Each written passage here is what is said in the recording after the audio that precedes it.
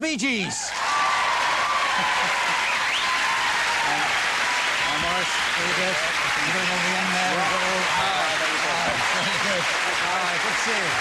Excellent. All right. Okay. Right.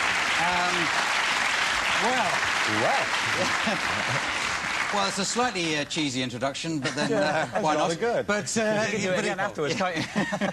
But it's true that you've been around 60s, 70s, 80s. You've been around a long time. Yeah. And you've been some highs and lows. Well, mostly highs in your case, but more highs than you can imagine. Yes. Now, what was that? Because that's perhaps the most distinctive thing now. That high-pitched. Oh, the falsetto. That's it. Yes. Yeah. Were you working with Mickey Mouse at the time? Minnie. Yeah. No, he got his voice from me, I'm afraid. Yeah. Was it just the tight jeans? No, it was Arif Mardin, the record producer, who was suggesting that we come up with some high-pitched screams. Yes. For the end. I know. Why? Well, he just thought you said you looked like a screamer, and. No, well, yeah, you knew that already. But that's not what he said, actually. He said, can you go out in the studio and try and scream at the end of a song called Nights on Broadway? Right. And so I went out there and I tried screaming, and you got a screaming tune, you know. You got a screaming tune, it doesn't work. Obviously, you know? yes. Yeah. And as I'm sure you're well aware. Yes. So I did that and it worked, and we've sort of experimented with it ever since, and in fact done a lot of songs where the falsetto was actually singing the song and not just screaming. Yeah. So and do you mind him doing that, or do you Not happy really. to fit him? No.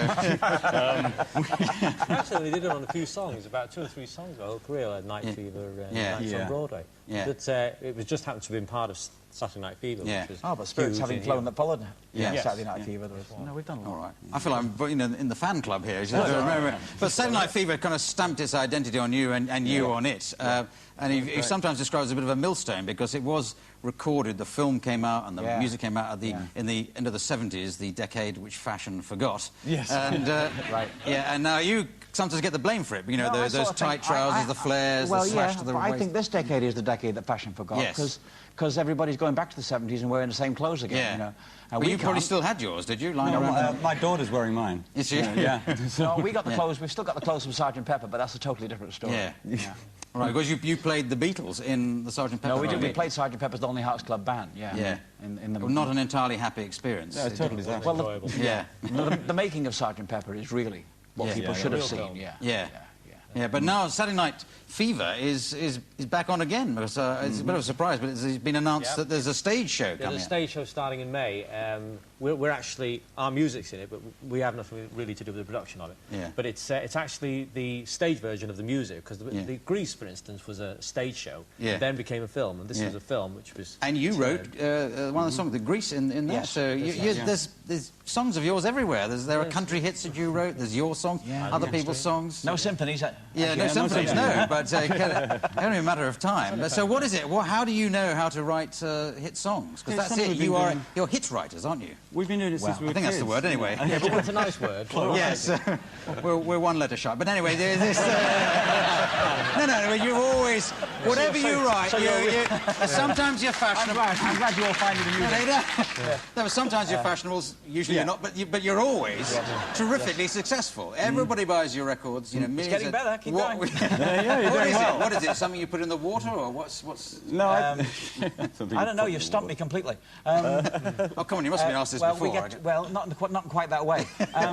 We get together, we put our heads together, we try to find the same headspace, and that's how it works. Yeah. And that's, I think, any team What's that writes... headspace? What's that? Yeah. You've been in America too long, I think. But you work together, but there's three. Normally there's like 2 songwriters. So does one do the words, another do the music, the other do the crossword? We're all sounding boards.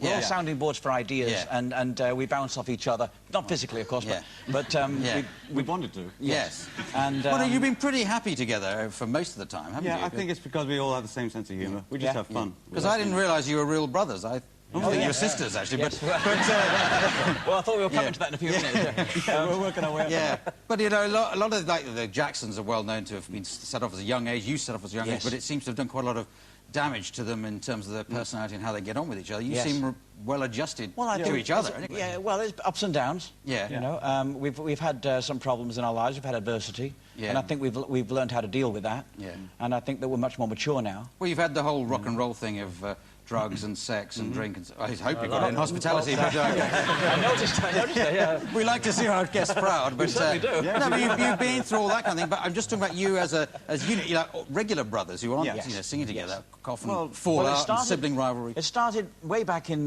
Manchester. Well, we were born in the Isle of Man. So of course we were, yes. We're going right back here. Yes, we're going right back. Yeah. We were born in the Isle of Man, and we started in Manchester at the Gaumont Cinema, and we called ourselves the Rattlesnakes. Yes. And that didn't work too well. No. So we called ourselves... What was that? Why the Rattlesnakes? Was that any particular reason? Why not? Is that a boast or what? It's a skiffle thing. You're probably just slow worms in those days. But sort of, yeah.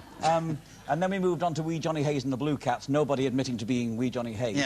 No. And then in the last sort of... before we became the Bee Gees, we were lay tossers. Yes. Which we thought was... You'll always be late tossers to me, but I don't know. That's why we're here. And that's why you had us on the show. Yeah. But your father took you to Australia to keep you out of trouble because you were like wild... Well, on the advice of the Manchester Police, yeah. Yeah. You're the last criminals to be deported to Australia. Yes. Yeah. And was that did that sort of waking you up, brightening you up, you know, the wide open space of Australia? Sunshine? It was like, well, in Australia you couldn't... there wasn't much of a pop business going on, so we were like a dirty version of the Osmonds. Right. We grew up on the television and all that stuff, you know, and I'd had a couple of minor hits and stuff, and it did okay, but we had to work in the clubs and do an adult act and everything. There was no pop audience until we came back to England. But you were like kids then? You were like 13, 14, we started when Robin and I were about 6. Yes. And Barry was about 9. Yeah. So. And are you always the older... I mean, obviously, you're still the older brother, but do you play the... Are you always... Because older brothers tend to, like, want to be in charge and say, what would you do? Is he always... Perhaps I should ask you. Is he still... Ask him. I think there's, on different days there's older brothers. I think depending on the problem or the project or different things that occur during the day or in a certain project or an album, there's a different brother taking the role as lead. Right. So, and then I don't know what it is today. When the Beatles came out, you came tearing back over to England to be part of the pop scene. Yeah, I think it was long after the Beatles, actually. I think they peaked by the time we got back here, or breaking up, but... well, not quite. Well, Sgt. Pepper. It was just the last big album. And it was then, of course, it was a very exciting period then. To make a start in the UK. It was everything was happening. And younger viewers might not remember your work pre-Saturday Night Fever because it was those big ballad, big production numbers, Massachusetts. That's right, yeah. And Words, well, all that. And I loved all those. They were sort of... Oh, I thought we were tossers. Yeah, well, you developed into that, You can't be hard at that. No, when you see, I kind of... slipped off when you went into that, you know... Yes, of course. Saturday Night Fever and the Actually, that was our new album. We didn't write for the film. No. No, they just used our music in the film, so... But I find that difficult to follow the hype. My dog loves it, but I was just... But do you enjoy doing those old ones as well when you're performing now? Oh, yeah, we try to cover everything, the whole spectrum when we do a show, Yeah, because they're sort of pop standards, aren't they? They're sort of classics. Well, thank you. Yeah. It's very nice. We don't, they're our babies as far as we're concerned. Yeah. And then you had what turns out to be quite a short period when you split up. Was that a particularly fraught time, do you think? Well, that was your career finished, you'd had a few years and that was going to be it? Because some groups do that and they're never heard of again. Did you think that might be happening to you? No. Not really. No, we sort of... Well, when we split up, yes. For 15 months, I think it was. But we realised we didn't enjoy it being by ourselves. No. You know? So it was a lot of things going on, egos and things. And Robin and I were about 19. Yeah. So we were like all young and getting all these things, people telling you that one brother's better than the other and you don't need him, you don't need him. So we believed all that crap, you know. Yeah. But it didn't last that long. It probably felt a long time. But you had one very, very good single on your own there, Saved by the Bell. That was a good one. Do you feel, I don't need those other two, I can knock out something like that? There was a lot of ego problems at the time, and I can't even remember why. We had one why. at the same time called Don't Forget to Remember, which was... I've forgotten that one. But, yes, we thought you might. Yeah, no, of course. We're getting on like a storm, aren't we, Clive? Yes. In fact, I might just leave. Yeah. Oh, I've never had anyone walk out before, but... well, we are a tosser, pal. So anyway... Night, everybody. This is a setup. Oh, well, I guess I better join them. Well, you can stay and just... Well, I'd love to, but I don't do impressions. Yeah. I can't get this off. Well, I'll get it off next week. I'll see you later, Clive. Okay. Well, there you go. Ladies and gentlemen, the Bee Gees.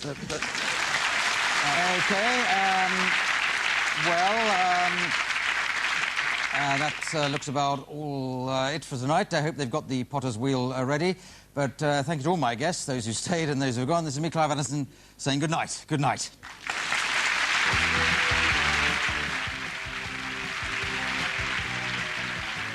Do you think it was something